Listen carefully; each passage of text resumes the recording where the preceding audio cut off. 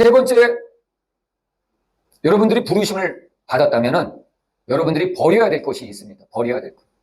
하나님께서는 이 버려야 될 것을 버리게 하기 위해서 사울의 눈을 사흘 동안 못 보게 하신 것입니다. 성경 한번 찾아볼까요? 마태복음 13장.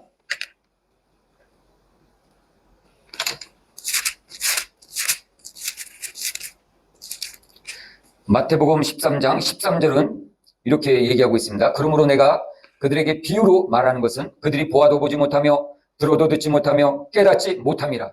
이사야의 예언이 그들에게 이루어졌으니 일렀으되 너희가 듣기는 들어도 깨닫지 못할 것이요 보기는 보아도 알지 못하리라. 이 백성들의 마음이 완악하여져서 그 귀는 듣기에 둔하고 눈은 감았으니 이는 눈으로 보고 귀로 듣고 마음으로 깨달아 돌이켜 내게 고침받을까 두려워함이니라. 아멘. 사울의 눈이 사흘 동안 볼 수 없었던 것은 왜 이렇게 하나님께서 볼 수 없게 만드셨을까요? 그것은 바로 사울의 눈이 만일 계속 볼 수 있었다? 그럼 어떻게 됐을까요? 지금 사울이 공문을 받고 다메섹으로 달려가고 있습니다. 근데 강한 빛이 비쳐서 말에서 그만 떨어지고 말았습니다. 그리고 예수님의 음성을 들었죠. 사울아, 사울아, 내가 왜 나를 핍박하느냐? 이런 음성을 듣고도 일어나니까 앞을 볼 수 있어요. 그럼 어떻게 됐겠어요? 사울은 아마 계속 공문을 갖고서 다메섹으로 달려갔을 것입니다. 왜냐하면 주위 사람들이 또 가만히 놔두지 않았을 거야. 사울 혼자 다메섹으로 달려간 게 아니었어요. 여러 사람과 함께 달려가고 있었어요.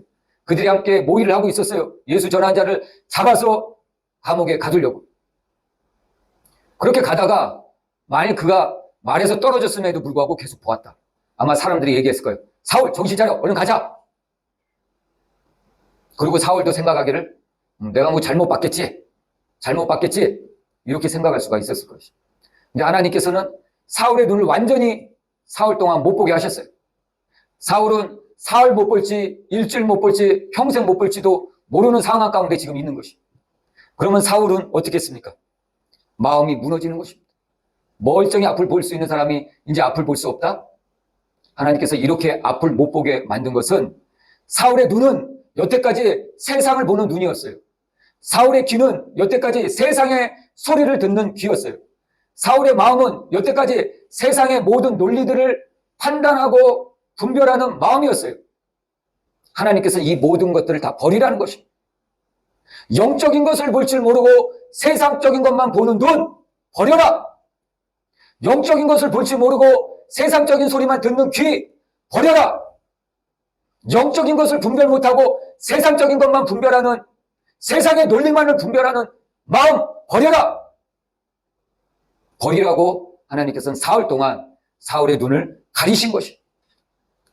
사울은 이 앞을 볼 수 없는 사흘 동안 아마 굉장한 큰 고민을 했을 것입니다. 내 눈, 내가 보고 싶을 때 볼 수 있었던 눈, 이제는 내가 앞을 볼 수 없는 상황에서 커다란 장벽 가운데 놓여서 이제는 더 이상 내 눈을 사용할 수 없다. 이때 사울의 영의 눈이 떠가기 시작하는 것입니다. 이때 사울의 영의 귀가 떠가기 시작하는 것이죠. 이때 사울의 마음에 영의 마음이 깨닫게 되는 것입니다. 이런 순간이 없다면 절대로 사울은 하나님께로 돌아올 수가 없는 것입니다. 여러분들의 눈은 이제 영적인 것을 볼 수 있으므로 복된 것입니다. 여러분들의 눈은, 여러분들의 귀는 영적인 소리들을 들을 수 있으므로 이제 복된 것입니다. 여러분들의 마음은 이제 영적인 소리를 분별할 수 있게 됐으므로 복된 것입니다. 이런 영적인 눈, 영적인 귀, 영적인 마음으로 살아가시기를 예수님의 이름으로 축원합니다.